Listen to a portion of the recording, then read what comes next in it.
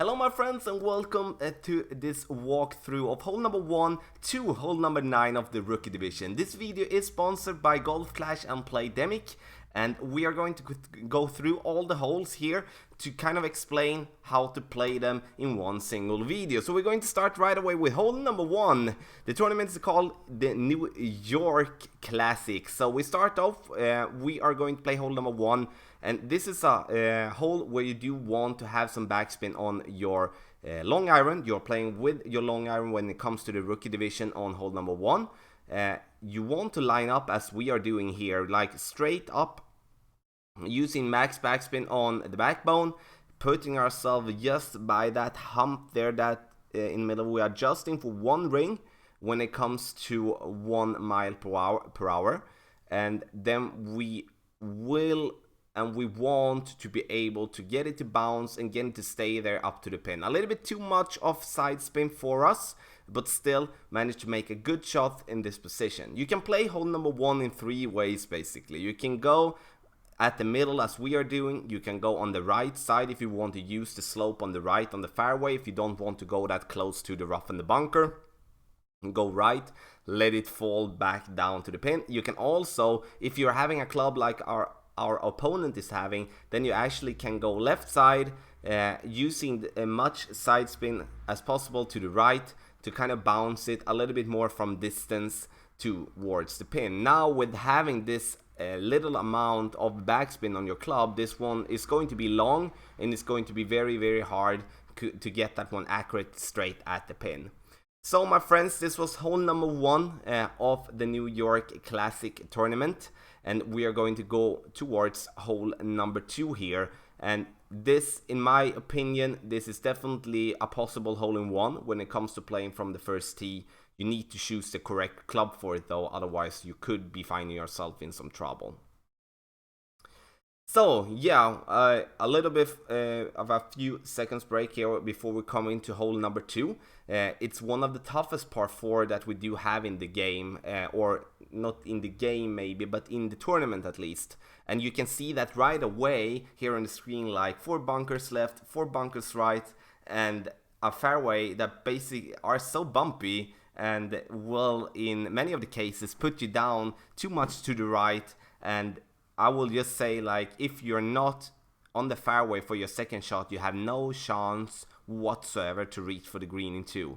So rather put out a ball that gives you a little bit more distance, like for an example a Navigator, a Quasar, maybe even a Titan if you can spend those. And the reason for that is that you do want to give yourself that opportunity to, instead of risking doing like our opponent is doing because he needs to use max topspin, that you will be able to use less topspin and put yourself on the fairway so the ball can stay there. We are going to use 2 bars of topspin, max side spin to the left. You can see here we want to aim in that, or exactly on that particular spot, and we really need to be aware of not using too much topspin so we actually go onto the top and having a big problem for us to reach for the green too. We get a tough bounce, but we managed to stay nicely there. We could also go with just 1 bar of topspin to be even more safe. But again, we still also need to get some distance with our drive, because the second shot otherwise is going to be very tough. Here you can see our opponent's in the rough, even with good wind and with a rough position that is kind of high on the fairway. He's not having it's impossible for him to reach for the green. Then the only thing that you can do is of course line up here as our opponent is doing, and hope that you're accurate enough with your wedge. Our turn here, we are going with the big dog, as you can see here, and I'm using the big dog here to give myself the opportunity to use distance if needed to. Now I could reach with a Viper, I could reach with the Horizon, I could reach with the Sniper, but in the end, if we would be unlucky enough to go short with our drive, then we need to compensate that in some way, and then we need to compensate that with using the big dog. Going with 1.5 to 2 rings here, using that one to just a little bit compensate that as well, so we are sure enough to get up to the green here. We are not using any backspin, we are not using any side spin, and of course if you find yourself with some hard crosswind or maybe some strong tailwind or headwind, sure, then we could be using some kind of adjustment when it comes to the spin. Otherwise, I would go plain, give myself that freedom for the ball to get there close to the pin or hopefully get into the hole. To summarize this hole basically is, if you do make a birdie in this one, you should be happy. There will be many players that will be making a par in this one because they are most likely going to max overpower, they are going to, with their drive, find themselves into the rough or into the bunker, because it's most common to try to go as long as possible when you do make your drive, instead of finding those specific sweet spots on the fairway so you actually can stay away from the rough and the bunker. So this was hole number 2, and we go directly over to hole number 3, par 5, and we start like with a par 3 on hole 1, par 4, and now we come to a par 5, and this one is not easy either. So we start off with 2 out of 3 holes that is very tough. And as you can see here on the layout for this hole here, that we'll need to have in mind that if we can't reach for the green into, which we can't, I will say that directly, we can't reach for the green into when we are having the clubs that we do have now. Maybe with a big topper and a berserker ball and the max topspin and some tailwind, you can see all the requirements that is needed. So I would say in 99% of the time we will not be able to reach over the bunker and the rough, and that will just mean that then we should just take it slow, we should take it safe. We can use a less upgraded ball if we want to just put ourselves up there by the, like you can see there on the side, when the rough and the fairway gets a bit narrow.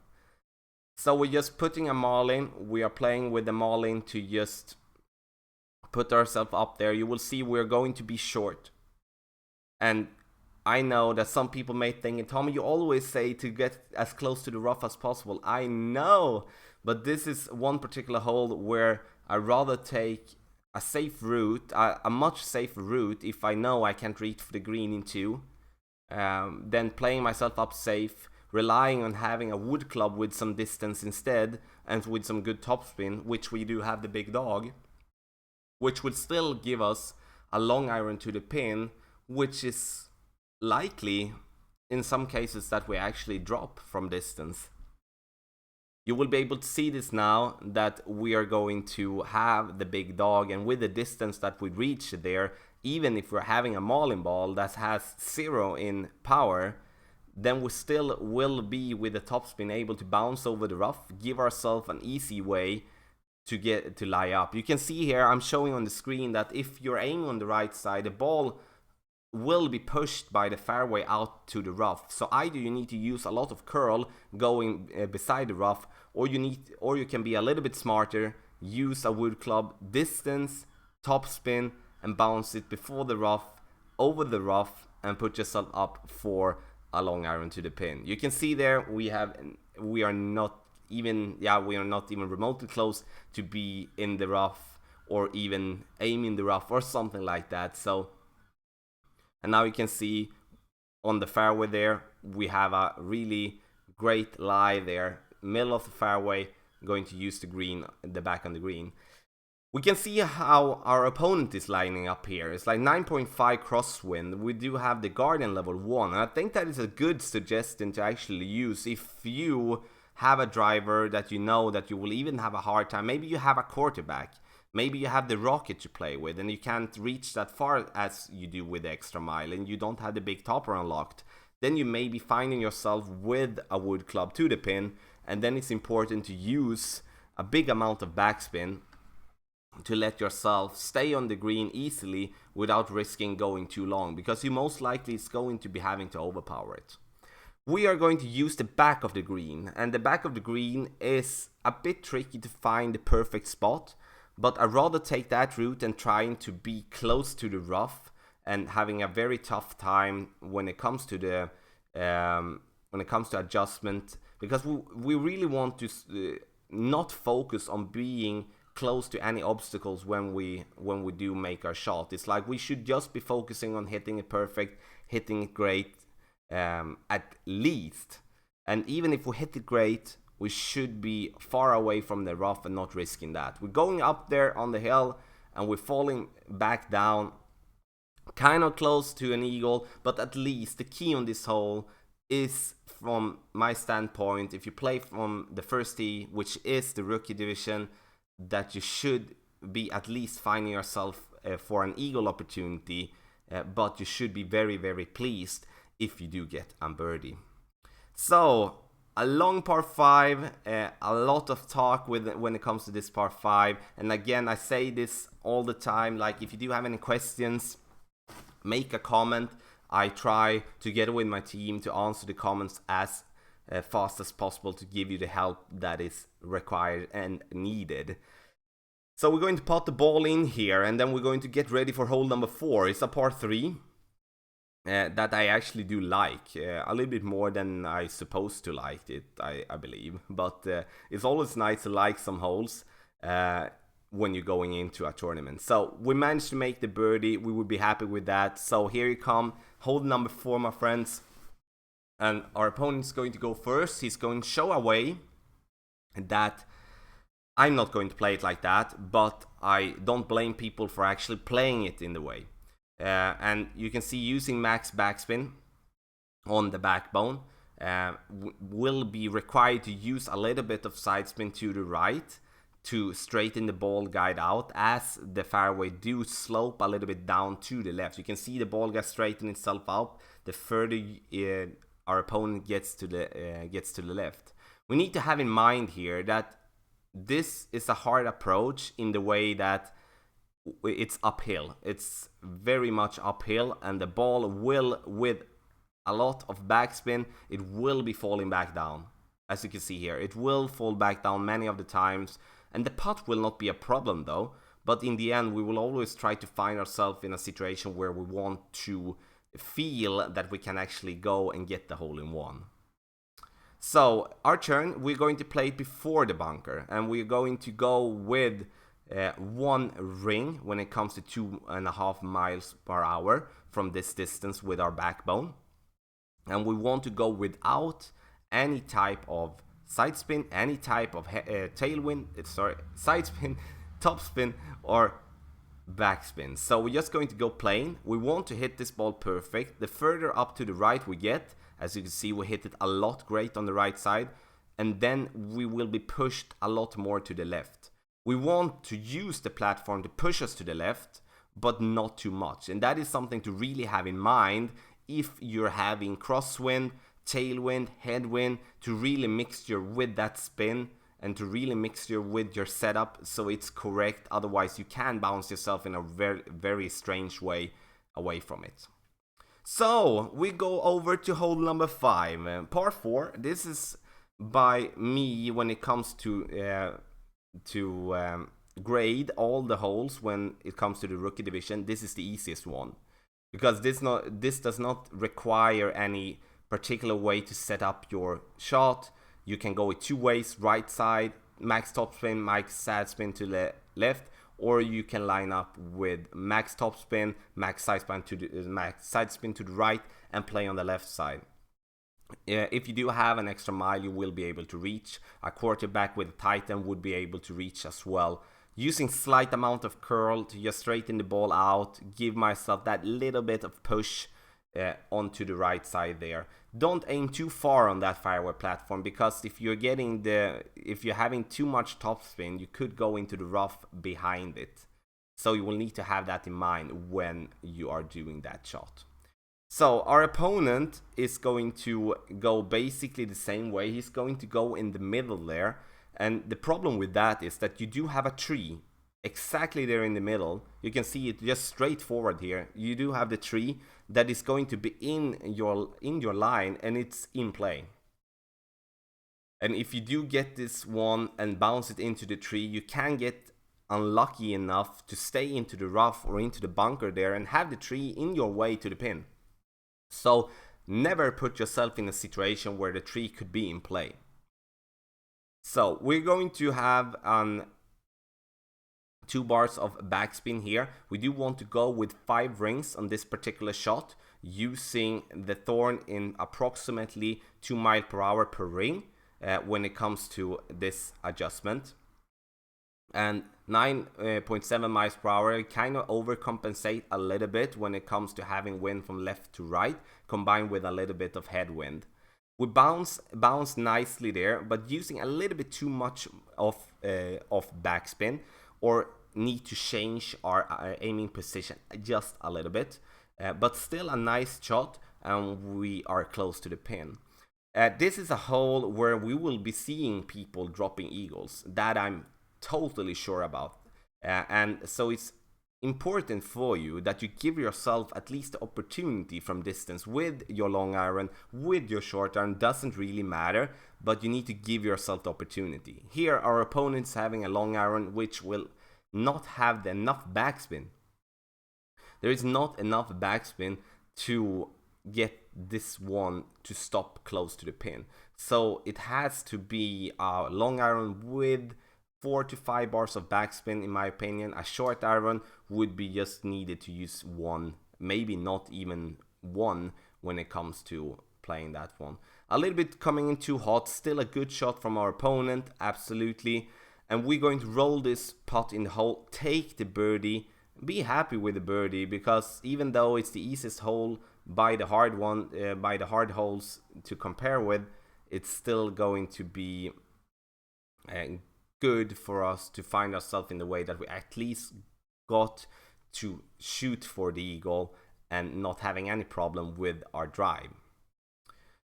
Our opponent is also going to putt this one in, and again, any questions, make a question in the comment section below. And again, the drive is the important part. Very, very important when it comes to the drive, to make that one properly and don't give you any trouble. Hole number 6, par 5, City Park again. It's only hole for City Park in the New York Classic Tournament. And now we're going to go with a shot that I do suggest that you're using a Titan if you do find yourself with some headwind. You can also go with a Titan if you feel uncomfortable with having to overpower a shot a little bit when it comes to the Quasar or to the Navigator. We do have a fairway there, as you can see, exactly there, where we actually can apply and use the big topper. Using the big topper with a Titan at that position, with the topspin that the big topper has, it shouldn't be a problem whatsoever to reach down the fairway like we are doing here. Because it's very important, even if you're having a wood club with distance, it's very important that you reach down there, because it's otherwise going to be very, very tough for you to make an eagle on this hole. Our opponent's going to go right side, and I don't know what I really feel about the right side. I would say, like, I think it's a little bit optimistic when it comes to having basically no wind and that topspin. I know it's possible to make the ball land there, but in the end, having to overpower, having to rely on topspin, and having to rely on a fairway that is really bumpy, that is a bit too much to ask for. And many of the times you will find yourself into the rough, and if you find yourself into the rough, then you are basically dead and you're not able to reach for the green too. So I would suggest going on the left side, putting ourselves in a position at least to be able to reach either onto green or at least for a close wedge for the pin. So we are going to go back a little bit here when it comes to our adjustment. We are deciding here if we're going to go max overpower with max backspin, bouncing over the bunker. But sure, we could do that. I have no problem to overpower my shots, but in general, that is such a harder approach to go with. I'm going approximately 1.5 to 2 rings here with the adjustment with 5 miles per hour in headwind, and we are bouncing on the platform there to bounce over instead of risking going into the rough because we are aiming too close to it. So we're bouncing over there, putting ourselves up for a wedge that is going to be no problem for us to get into the hole.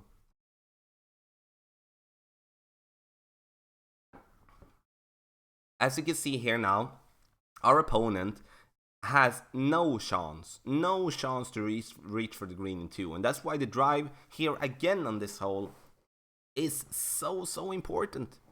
It's so important to put yourself on fairway. Give yourself, even though it's a long one, give yourself the opportunity to reach for the green in 2. That is so important. I can't stress that enough. Now we are landing here for a wedge. We do have the rep here, and if you do have it, it will allow you to use a lot of topspin, which will help you in many cases. And that's why I do believe this is a wedge that is absolutely, if not as good as Endbringer, but very close to. We are lining it up. We make sure that the ball guide line goes through the hole, and so we can actually rely on the ball going in, even though we hit great. So we hit it perfect, and we make the ball roll, and we get the eagle that we were coming from. Maybe a bit conservative to go that way without having to overpower a second shot.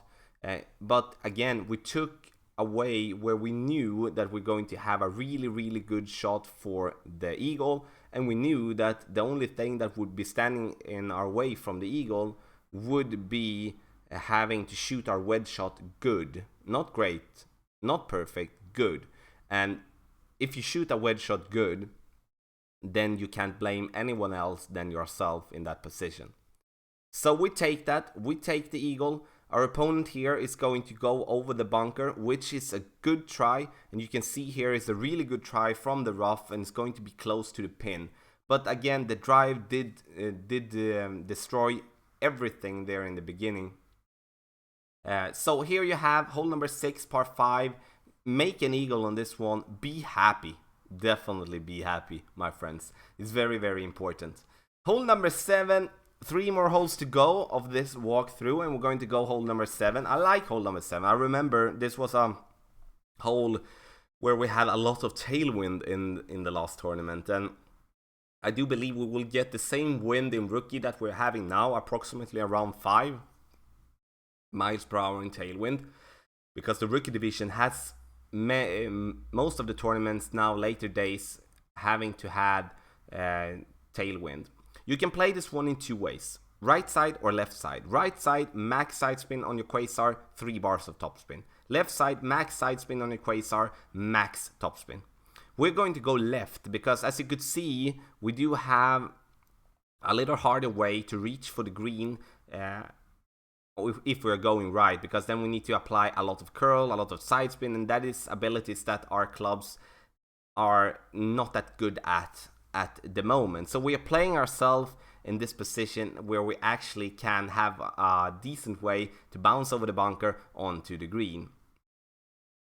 So our opponent here is going to go and lining up for playing on the right side with the quasar. So, and I think that is important here to stress that if you're going up to the right, you have a straight tailwind. You don't want to risk going close to the bunker, because if you do hit it enough great or good on the left side, then you could be risking getting this one into the bunker, which you don't want to.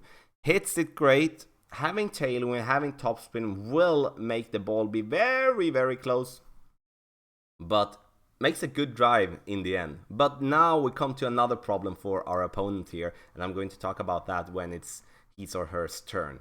We take the shot over the bunker, like bouncing over the bunker, not going directly because we don't have the backspin for it. I'm just showing here that even with a Guardian, Sniper, Viper, Horizon, we will be able to reach to bounce over the bunker. And if you do have the Guardian, you can go max backspin directly onto the green. But I rather feel the safer route is to, or not safer route, but I believe the better way to make an eagle attempt is to go before the bunker, bounce it over using 2 bars of backspin combined with a couple of bars side spin to the right to get this one close to the pin. We hit it great, which is not good, of course. So we bounce it over, and we go too much to the right here, and of course we need to blame that poorly great shot for that one. But still, we managed to get to the green, and we make an easy birdie. Now our opponent here, our opponent's, as you can see here, having a very, very tough time, and it's going to have a hard time to decide whether going to play in the rough, going to play before the bunker, going to play in the bunker, and there is no way really that gives our opponent a way to go to the pin. So my suggestion, if you find yourself in this position, is to use the rough either on the right side, curl it into the green by a rough bump, or using the topspin in the rough before the bunker, bouncing it over the bunker, or going left side, going with 3 bars of backspin, max curl to the right, no topspin, because the topspin will not help, it will rather destroy for you. And here we could see, I'm not blaming my opponent having a hard time with that shot, but it's important when you go into a hole that you decide from the beginning which way you're going to play it, and then you need to be aware of those things when it comes to the second shot that you do have there, because otherwise it's going to be too hard to find 30 seconds to find out an approach that you may not be prepared for. And there is where many of the players that do get to the top in every tournament, and they think about that. It needs to be thought of. It's like such a small thing that you can, like, okay, now our opponent gets to the bunker, we put ourselves easy on the green and be making a birdie, and our opponent makes a par on one of the par 4s where should be a decent eagle attempt. So always important to discuss that with yourself, to talk about that with yourself. Like, it sounds weird to talk about it with yourself, but you know what I mean, and give yourself the best way to make the eagle. Hole number 8, par 3, last par 3, and this is the one that I do actually like. Not because it's a tough one. I like it because it looks really tough, and you can make it really tough. But the thing that you need to have in mind here is that when you are having headwind on this hole, you need to use 4 to 5 bars of backspin going directly onto the green with the long iron that you do have. You will be playing with the long iron all day and every day on this hole. If you're having tailwind, you need to use 6 or 7 bars of backspin, and then it actually comes in play that you need to use the Saturn, or using a backbone that is a bit more upgraded than the Goliath. We have a 9.5 here. We're going to use max backspin here, combined with 2 bars of side spin to the right. The reason we're using the 2 bars of side spin to the right is because we want to counter for the bounce to the left. So, and we are going to want it to bounce onto the fringe, which is going to be very, very important. We're going to go with 3 rings, using the blue as a reference point, and then we take another ring again. So approximately around 4 rings with our Goliath. We hit it perfect. We want to hit the fringe.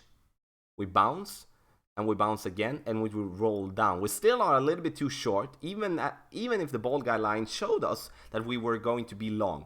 We still went short, and that is because headwind and tailwind basically decides how much backspin you're going to be and how the ball actually will react while going onto the green. Never go on the platform before, use the right club instead. So now, last hole of the tournament, which is hole number 9 of the City Park, New York Classic Tournament. And we're going to go through that one as it is a par 5, and it's an important hole to actually give yourself an eagle. I do believe that it's the easiest of the par 5s to make an eagle on. I would value the par 5s in a way that hole number 3 is the hardest one. Hole number 6 is the next one, and then hole number 9 is the least hard one. But still, it's hard. And we need to be accurate, and we need to put ourselves on the fairway. If we don't put ourselves to the fairway, I've said it like maybe 10 times now, we won't be able to reach for the green. Not possible. So we are going to go, we are going with 3.5 bar of topspin and max side spin to the right. And going on the right side, because we don't want to spend any Titan balls.